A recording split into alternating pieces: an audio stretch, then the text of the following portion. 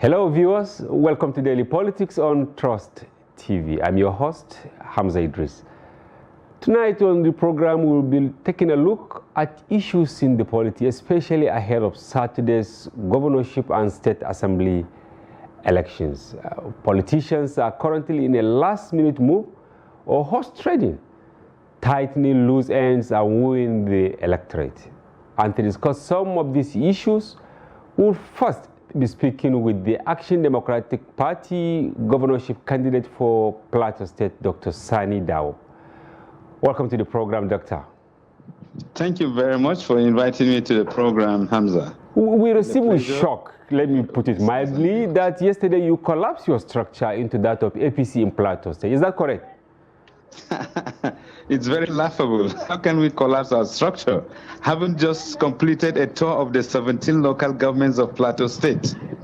I think that's just tissues of lies from APC, because they are completely jittery, they are afraid of us, and they are scared of our rising profile, and they know they are losing the election, so they are going out with propaganda, manufacturing lies and stories all over. Now, are you saying what happened yesterday was the handiwork of the APC? It's just the handiwork of the APC and some people who are looking for, they say their party is chop by chop. Yeah. Okay, but I'm shocked because the chairman of your party, right? Captain Fire Lambda. The former chairman, he resigned. When did he resign? He resigned. When? He officially resigned, I think about 2 or 3 weeks ago. So Captain Lambda is not the party chairman. On what ground did he resign? Well, people have different reasons for joining political parties and interests, and sometimes maybe somebody feels for whatever reason he's not able to achieve whatever ambition or interest he has. I mean, he's free to go. And we didn't fight, we didn't quarrel. He simply said he's resigning. Now, can we say, or will you say he is an imposter? Because he, alongside the chairman of New Nigeria People's Party, Action Alliance, among others, in addition to your party, actually, they were received by Rufus Bature, who is the chairman of APC in Plateau State. Yeah, in fact, I was with the governorship candidate of the NNPP just about 30 minutes ago with him. And they have issued a refutal even last night, just like we did also last night. We issued a refutal, and I appeared at the Unity Radio in Jos this morning. Clearly, we issued a refutal. There's nothing like that. This is curious. I've gone on the tour with meeting all the party officials at the local government levels and meeting with traditional rulers, first-class traditional rulers across the whole local governments, and meeting with our teaming supporters. In fact, there's a ward we went to. At 11:30 p.m., people were waiting to meet with me. Last night. And that was Wednesday, right? This was about 1 week ago during my tour of one of the local governments. So last night, I've gone on tour within Jos. I was even in Bokos yesterday, Bokos local government, and I met with different interest groups, with our party officials, with our own House of Assembly candidate in Bokos constituency. Today we are having different meetings with our House of Assembly candidates in Jos North and Jos Northwest, because I'm in Jos today. Yeah. And we are all together with them. So where were you yesterday, Dr. Sani? Where were you yesterday during the meeting? Precisely, where were you during the meeting when they endorsed Nentawe of APC? That's what I'm telling you. I said, he resigned, the chairman resigned more than 3 weeks ago. So this endorsement is a personal thing between them. It's not an ADP thing. And I will send you a refutal from the ADP National Secretariat that ADP has not collapsed its structure for APC. After this conversation, I will send you the press release from the national headquarters of ADP. Okay, now are you worried now that something like this happened yesterday, which was carried by many national dailies? Of course, at the Daily Trust, we didn't carry that story in any of our platforms because we insisted on hearing from you individually. Now, are you worried? Because, you know, the voters, they are there, and they have seen all these stories that you people have collapsed your structure. No, we haven't collapsed our structure. Some people have gone to join APC. That is understandable. And we too, we have received a lot of people during our campaign tours from other political parties. So that's understandable. And I'm not afraid at all, because like I told you, this is a sign of desperation from APC because the candidates are still contesting. There's no structure that has collapsed. If one person has left, that doesn't mean the structure has collapsed. So you are not worried about your chances of winning the election? I'm not worried about that. We are winning this election by the grace of God. Okay, yes. Dr. Sani, I want to ask you this simple question. You were asking me where was I yesterday. I was in Jos, and I told you I was on tour. Yeah. Meeting different people, and I also met with the House of Assembly candidates for Jos North, who was at Unity's radio. When I went there also to meet with him, we met there and meeting some people. I also paid a condolence visit on the family of late Dasuki over the death of Samaila Mabo. All right. So now, are you mulling any alliance with NNPP and maybe AA? Ahead of the election? Not at all. We don't have alliance with any at the moment. We are not talking of any alliance with any political party. So all of you are going for the election? As far as ADP is concerned, we are ready and we are going for the election. And what are your chances? Not stepping down, our chances are very, very high.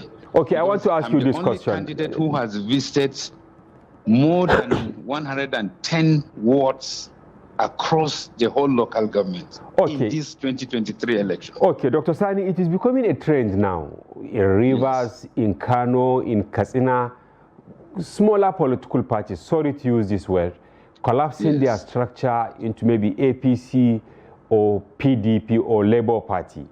Why do you think they are doing this at the last hour? Well, maybe they believe they don't stand any chance, so for them it's better that they collapse and maybe do whatever they feel is better for them. But for us, our chances are very high, and that is why we're going into the elections. Okay, finally, in Plateau State, there is this serious horse trading between APC and PDP, bringing issue of religion, bringing issue of tribe and all that. Are you thinking of maybe latching on this to now sell your candidacy, even though we have very few hours for you to prove to the electorate that you are the right person? Yes. We have a clear vision for leadership in Plateau, because where there is no vision, then you are taking the people to ruin, to doom. So for ADP, we have a clear vision in the leadership we want to provide in Plateau State. And our vision is to build a united, secure, peaceful, and prosperous Plateau. This is our vision. It's very, very clear. So, and our mission statement is to provide leadership that is fair, just, and equitable by creating enabling environments for every Platonian to achieve self-actualization without discrimination, whether on the basis of tribe, religion, gender, race, creed, or color. This is our mission statement. Okay, good points there, but 3-point strategy. Okay. Security and sustainable peace, number one. Number two, revitalizing the economy through agriculture, mining, tourism, industrialization, internally generated revenue, and sustainably managing our debts. And thirdly, social and infrastructure development with focus on the areas of education, health, water supply, women empowerment, youth development, sports, anti-corruption, climate change. So these are clear focus. Okay, I have heard you on all this, but I'm tempted to ask you the last question, which you should answer briefly, please. Yes. We have had the presidential and national assembly election, and your party did not get any of these seats in Plateau. Is this not a serious threat to your ambition of winning the governorship election? No, it's not a serious threat. You see, people are voting candidates now. They are not voting political parties. Okay, so the fact that you didn't get anything at the National Assembly election... Yeah, it doesn't matter. All right. The mighties have fallen. I can tell you there are currently some members of the House of Assembly that our party is going to win those seats. And by the grace of God, I'm also going to win the governorship election of Plateau State. People are desirous of change, positive change, but not change by force, but positive change. And we have a clear agenda, and people are routing for candidates, not just political parties. All right. Thank you very much. Thank you very much. Thank you very much, Dr. Sani, for joining the program from Jos via phone conversation. We thank you for coming, and that's Dr. Sani, the ADP gubernatorial candidate in Plateau State. We'll go on a short break, and when we return, the conversation continues with another guest. Thank you.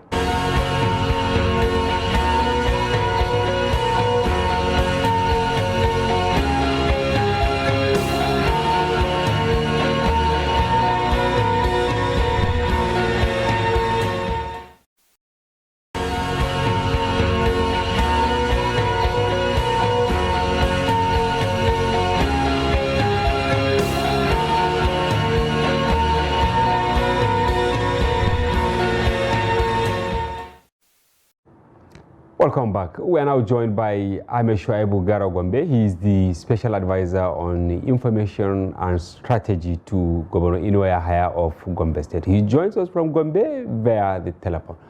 Welcome to the program.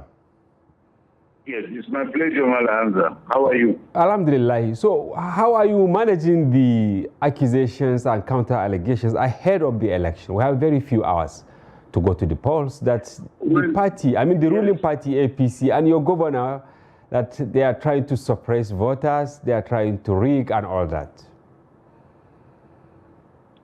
Well, what do you expect for a drowning person or for a drowning opposition? They know that they don't have anything at stake. They don't have anything to offer the people of Gombe State. They have gone around, they have used all sorts of tactics.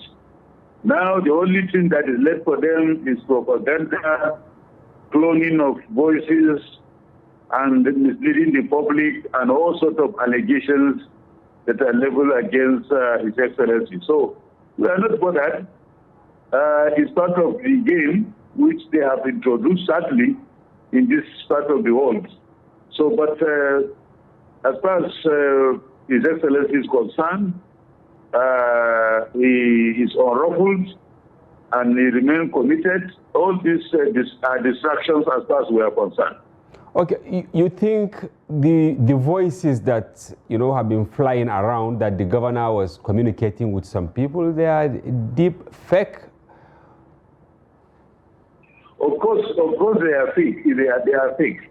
Just recently, Anderson Cooper of CNN released, or rather in his program, released to the world or shared to the world a technology that can clone or interpret anybody's voice. So we are not surprised that even before then, it has reached part of this part of the world. Why at this time are all these ones coming out? Those voices, those audio that are in circulations are not voices of His Excellency. Okay. They are not, in real terms.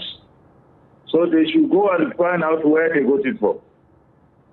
Okay, how prepared is the governor now, considering that, of course, people say he has performed in terms of projects and all that, but in terms of human empowerment, zero?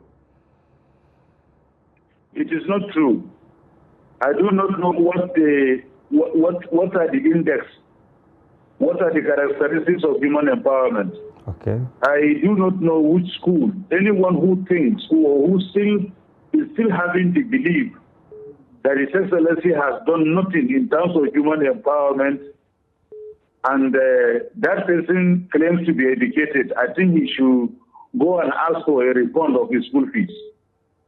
There is nothing under the sun as far as empowerment is concerned that His Excellency has not done so far in Gombe State to encourage people in their businesses, to encourage women in their businesses, and also to encourage motorcycle riders and rest of it. There is virtually no middle class and lower class entrepreneurs that he has not touched. So I don't know what they want again or what they want to say. There is a word that they have been using, which is misleading. It's called walwala in Hausa. Yes. We kept on saying that anybody who you hear promoting walwala, that person is an enemy of the society, is corrupt. Walwala, as far as we are concerned, is another name for corruption. They want people to suffer. They want people's money to be shared. They want the treasury to be open for them to share what is left of us, but they don't want people to work. That is why they are complaining that he is that there is no walwala, or he is at zero on this human empowerment. I am still waiting for someone to define for me what they mean by that human empowerment that they are talking about. The only thing, there is no where they can find money to steal. That is it. Anyway, we received some calls. That is why we said, okay, let's talk to you to clear the air. That even the last minute rush, for instance, the distribution of motorbikes to Okada riders in Gombe, reaching out to women, people are saying that he's actually running against time to do the walwala that you are debunking. He has been doing that before now. 2 years ago, that was the time he first gave out those motorcycles, the tricycles, and the motorcycles that people are talking about. He gave them in form of subsidy. But some enemies of the state came and said that he's not supposed to subsidize it, he's supposed to give them for free. I do not know where in the world governments are run for free, especially on areas that that concerns business, that has returns, where you run a free enterprise. It's just like someone who said he wants to empower intercity or intracity transportation. And he takes money to go and buy buses and say he's giving it for free. You know that that is not sustainable. You know that that is not sincerity. That is not transparency. That is not practically sustainable. It's not possible. But he has done that long ago. In terms of supporting small businesses, he has done that long ago. It's there. The records are there to show. What he has been doing right now is just to reinforce it, to reinforce them so that those who have not benefited before to benefit now. There is a cycle. Until that cycle comes, okay. So now, Shuaibu, okay, what do you have to say? What do you have to say on the meeting the governor had with religious leaders in the government house? Because some are alleging that he did that in order to get their buy-in. Look, Governor Haya is not the first politician, either in Gombe State or anywhere in this country, to consult organized groups, which includes religious leaders. Okay. So what is wrong in that? There is nothing wrong in what he did. And it's not only religious leaders that he has received. He has received at the government house, yeah. Yes, he has received professionals groups, he has received retirees, he has received various women, he has received students, and rest of it. So it's a part of the strategy to reach out to the people, to consult them, to give them his support card and ask him to vote for him again to continue with it. Okay, talking about meeting with retirees, there is this allegation that, of course, it wasn't an allegation when he was campaigning ahead of 2019 that he will settle pensioners and all that, especially at the local government level. And recently, we heard that only 3 local government areas benefited. I mean, workers that retired from 3 local government areas. What happened? The governor is just saying fake civil servants, local government employees are now complaining of not being paid as a That is not true. That is not true. If you check nationally, pension administration in Nigeria has never been strict, and the state is not an exception. In terms of gratuity, he has cleared gratuity for almost 12 years that has not been paid. And he did not accumulate those that someone did. But the unfortunate thing is that people close their eyes on those who create the problem, the past governments that created the problems. But they are focusing on those who inherited the problems. And with other numerous challenges, to prioritize the problems, some unimaginable that he has inherited, to try to solve them one after the other. They have to be queued. It has to be on the queue to set make it noise. Okay, now the last question I will ask you, how are you going to cope? Because during the presidential and National Assembly elections, the PDP cleared Gombe. Only Senator Goje was able to make it through the APC, and he's not even in good terms with the governor. So will you win now that you have lost out in the National Assembly? What are your chances? Yes. First and foremost, let me say that Governor Inuaya did not contest for presidency of Nigeria. And so also the president-elect, Asiwaju Bola Ahmed Tinubu, did not contest for the governorship of Gombe State. These are two different scenarios. Leave the issue of Goje out. It is entirely a different case entirely. Okay. And yes, with or without the votes of Goje, let's even take all the votes that he has gathered as a senator to win that elections. That doesn't mean that Governor Inuaya cannot gather the necessary votes. Are you sure of what you are saying, Garagombe, that you can make it without Goje in Gombe? You said what? I said, are you sure Inuaya can make it in Gombe without the input of Goje? Of course, of course. Without the votes of Goje, he can make it. That I can tell you. Okay. How much? What are the total number of votes scored by Goje? Remember, in that very area, we also had a House of Representative candidate, Usman Bello Kumo, who won also his elections against the PDP, landslide. In fact, the total number of votes he scored are even more than the total number of votes scored by Goje as a senator. So, it's neither here nor there. So I'm just telling you that the people of Gombe are going to vote for Governor Inuaya by the grace of God come Saturday. Okay. Because there are no other candidates to vote for. All right. The rest of the candidates are just mere jokers.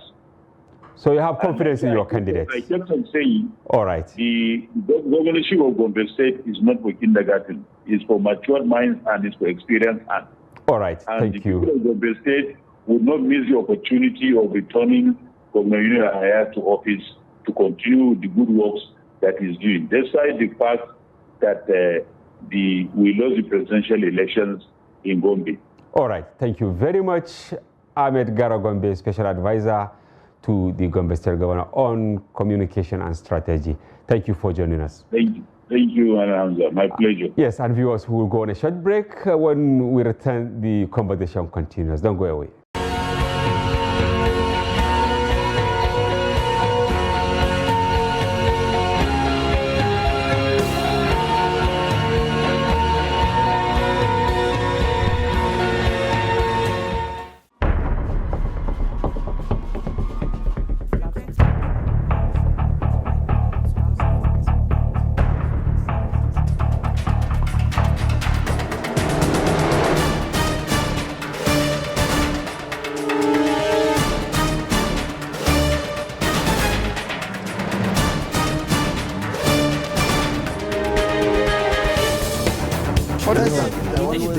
That's great.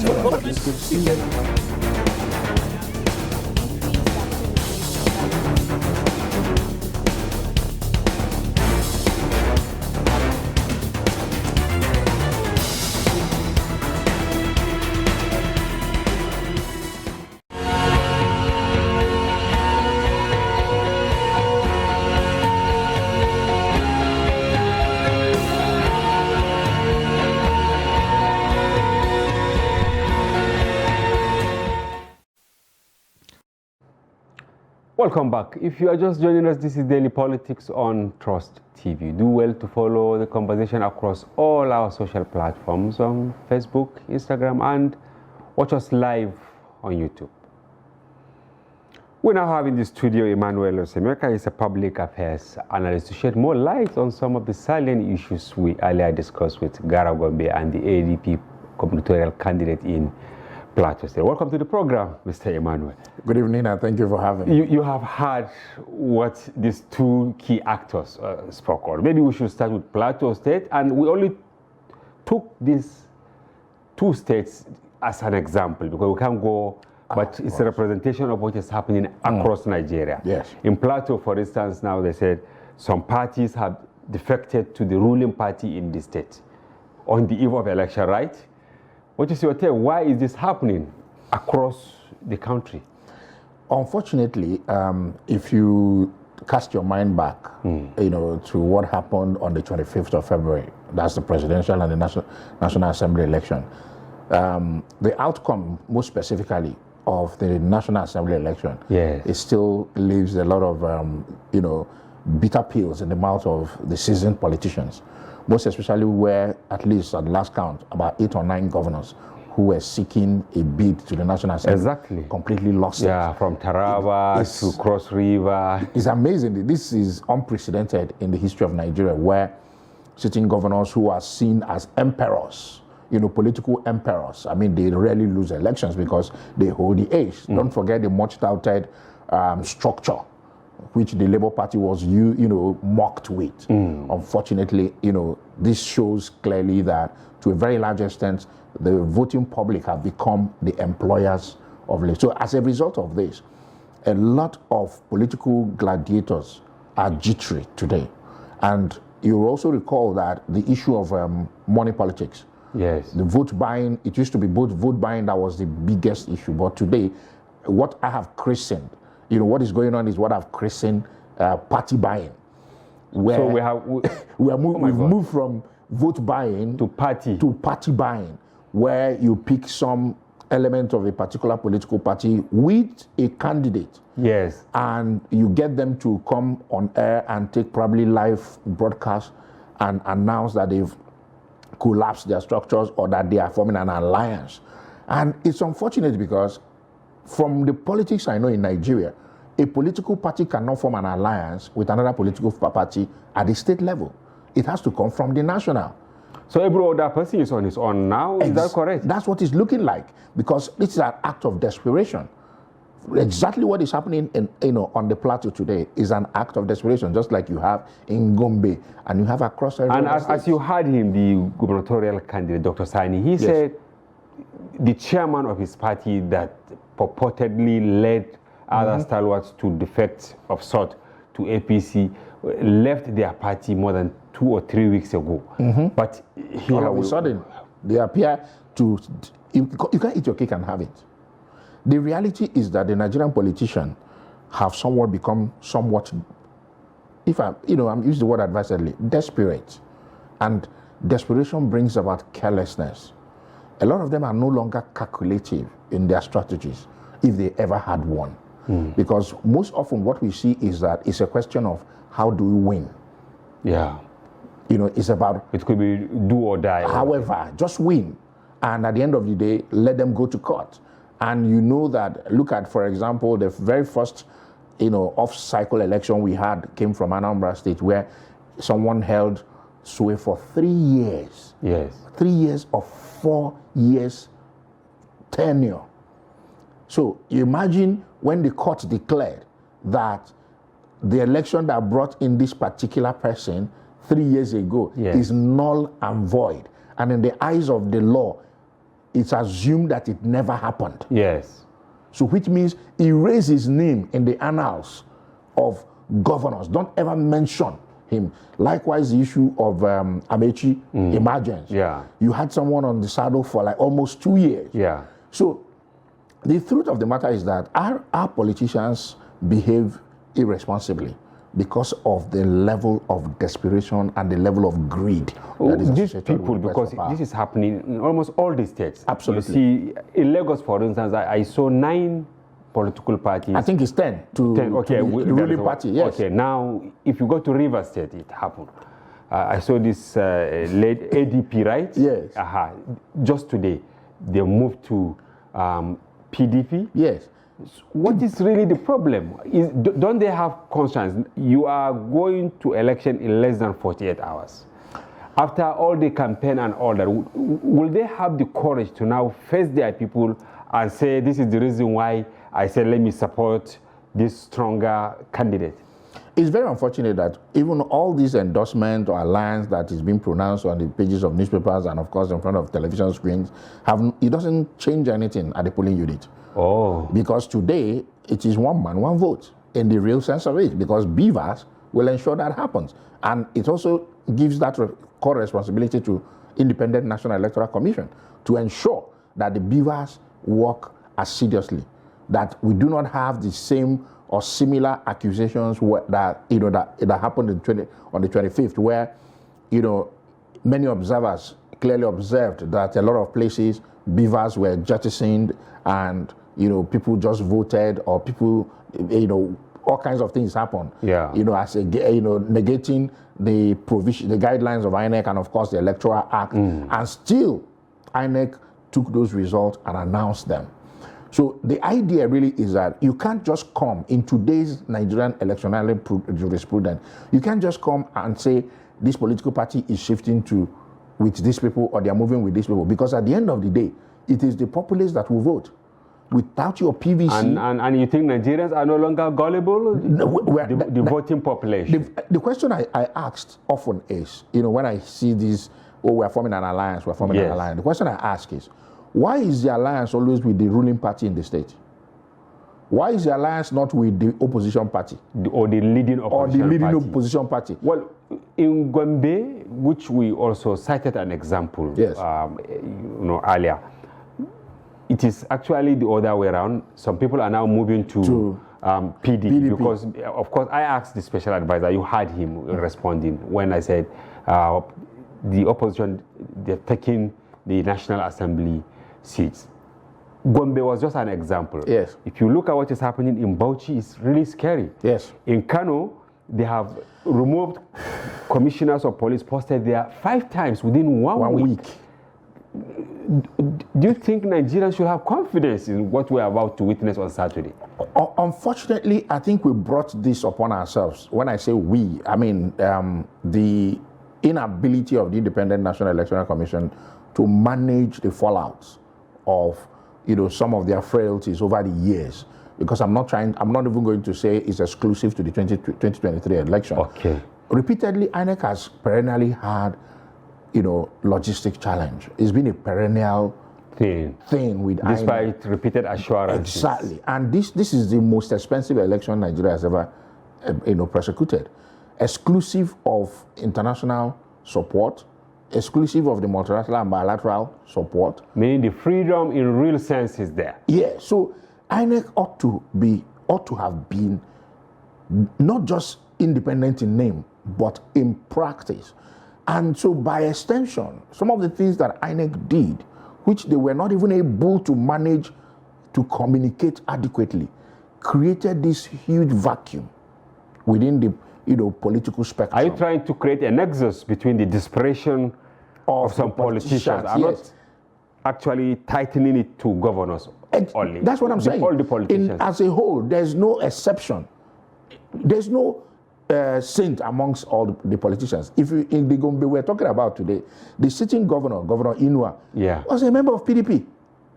He moved to APC. During Goje. Yes, he moved to... He started as commissioner. Exactly. And today, if you look critically, most of the people that won their seats, either in the Senate or House of Reps, in PDP in Gombe, they are portraits of Goje. They've been moving from left to right. And that has been the politics of Nigeria. So it's not surprising that even though Goje is in APC for instance, he's the only person that gets the Senate. The other two, PDP. In the House of Reps, more than 90% have gone to PDP. Yeah. So likewise, if you take a cursory look at, let's say, for example, Anambra State. Okay. PDP lost completely in Anambra State. Anambra State was PDP state. irrespective of the fact that APGA had always taken the governorship. But when it comes to the National Assembly election, it's always been either 100% PDP or 90% PDP. Today, Labour Party is holding sway.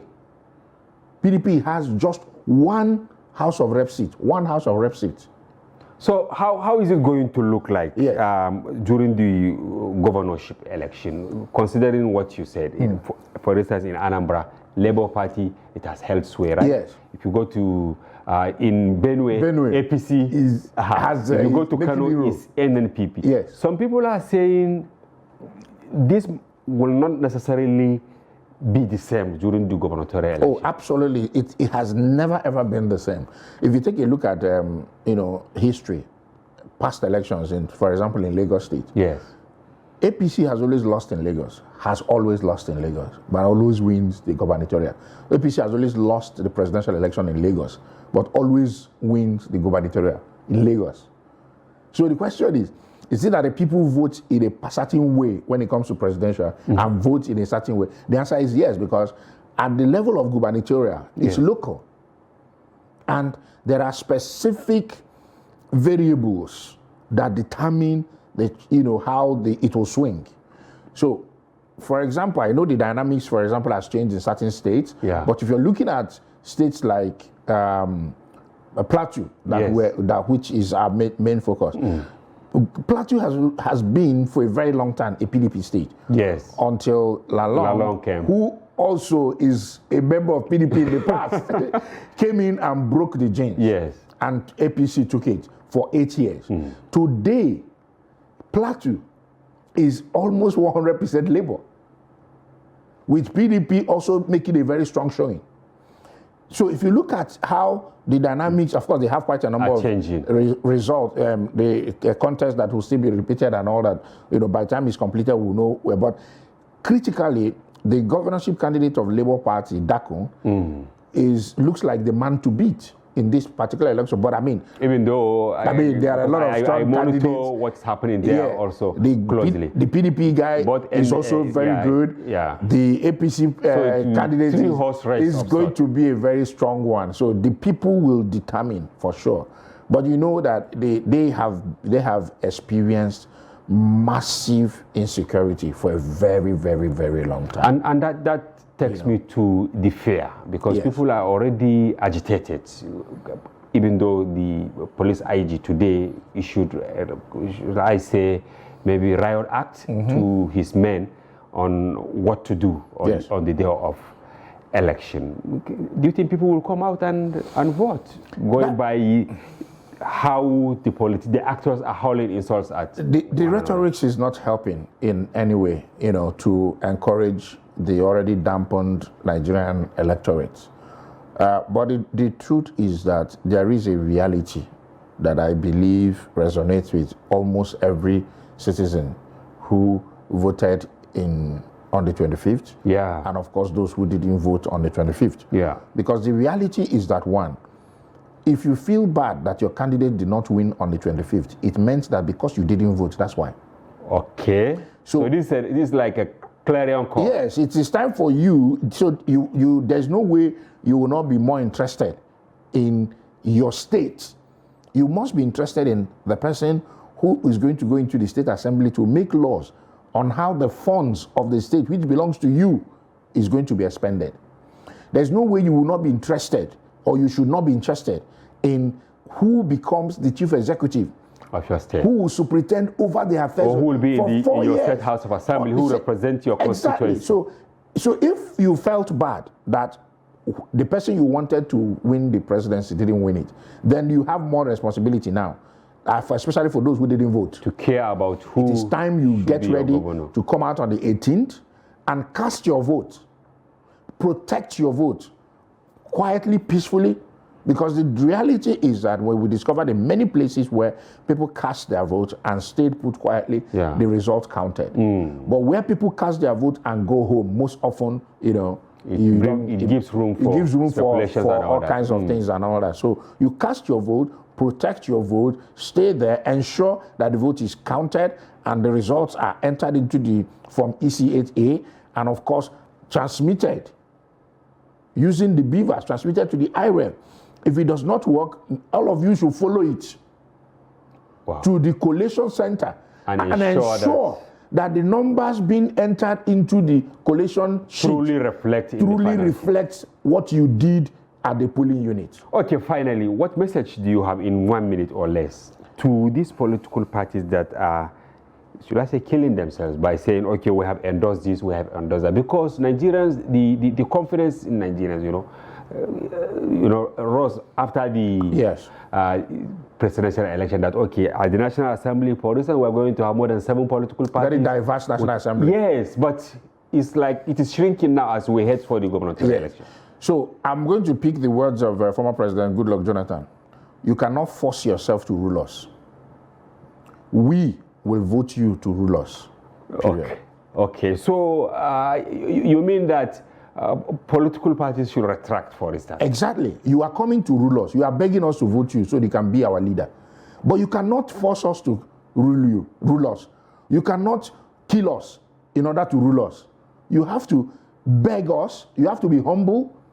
You don't need to make it a winner takes all or do or die affair. It's not. You need a country first before you can even govern it.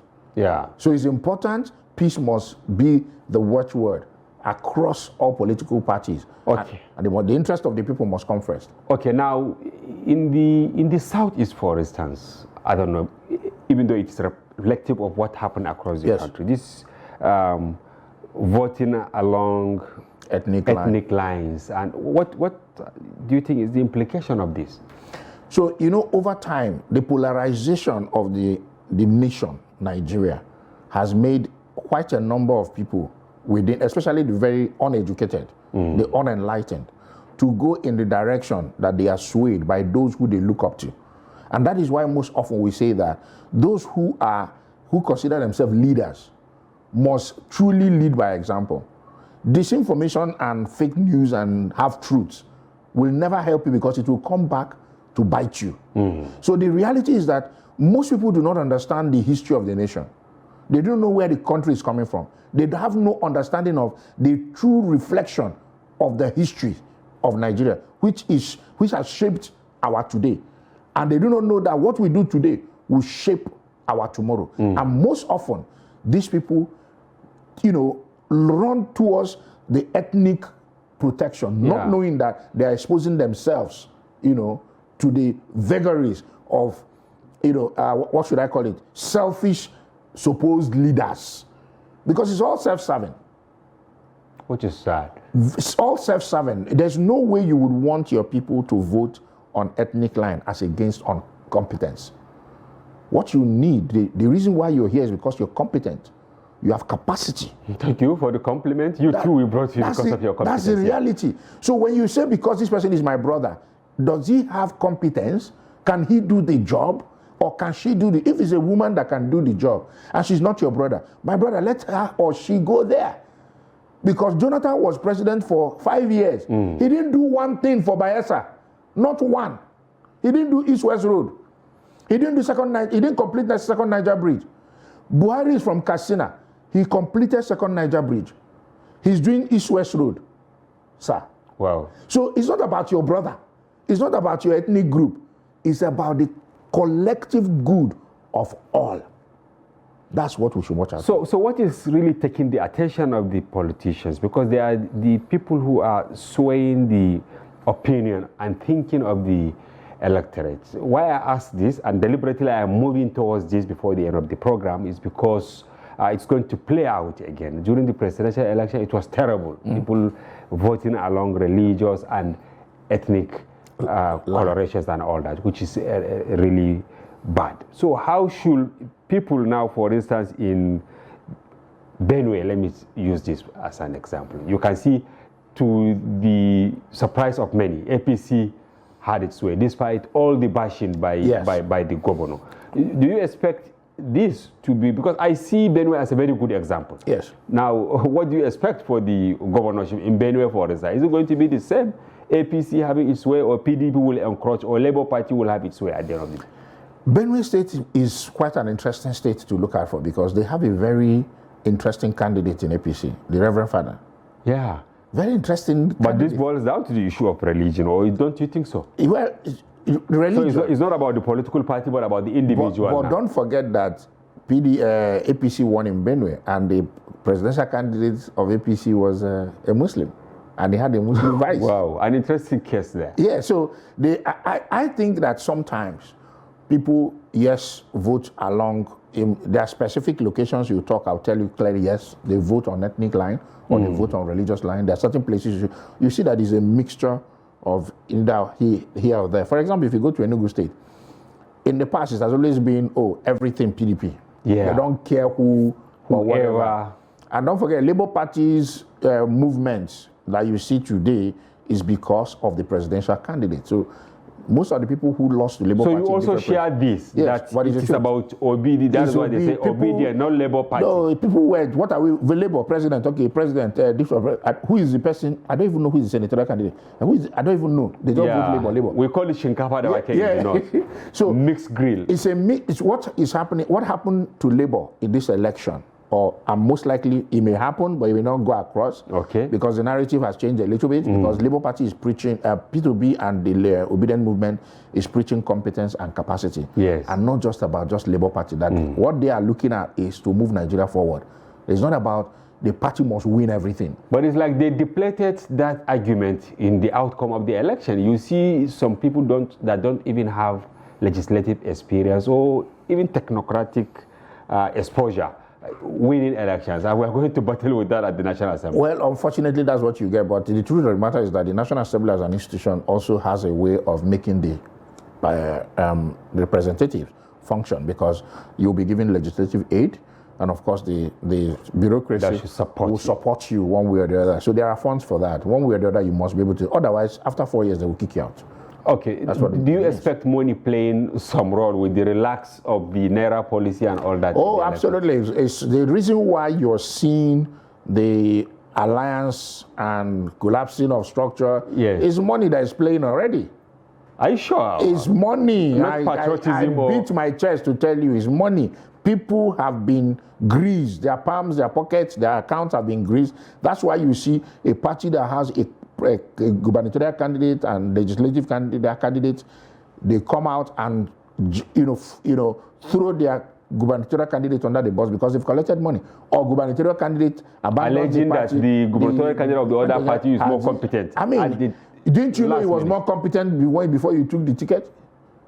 When you were taking your party's candidate ticket, did you not see the other candidate that all of a sudden you discover that is more competent than yourself? Now, does this call for another legislation that will tame this ridiculous attitude? I don't think we need to legislate on this. I think over time, what will happen is that, subject to how the electorate, move, that is, if the politicians allow us to have our way when we vote at the polling units. And of course, it's also important that the security agencies remain, non-partisan. Yeah. They remain neutral, very important. And INEC ensures that, they don't get accused again of favoring one side over other people. If that happens, over time, what you will see, sir, is that political parties will be forced to field competent people with character, capacity, and compassion. Because it has been proven that they can make it. Yes, it's possible. It's possible. That's the reality. There are certain locations you go to, certain senatorial districts you go to, you see 3, 4, 5 fantastic candidates. Okay. Look at the array of candidates for Delta State governorship. Fantastic. And anyone of them can do the job. All right, thank you very much, Emmanuel Osemaka, It's my for your pleasure, informed perspective on these diverse issues. We have to have you maybe on the day of the election. My pleasure. Or thereafter. Thank you for coming. So much, sir. All right, viewers, that's a wrap on today's edition of the program, which I hope you enjoy. Do join us tomorrow for another interesting package. For now, thank you very much. I'm Hamza Idris.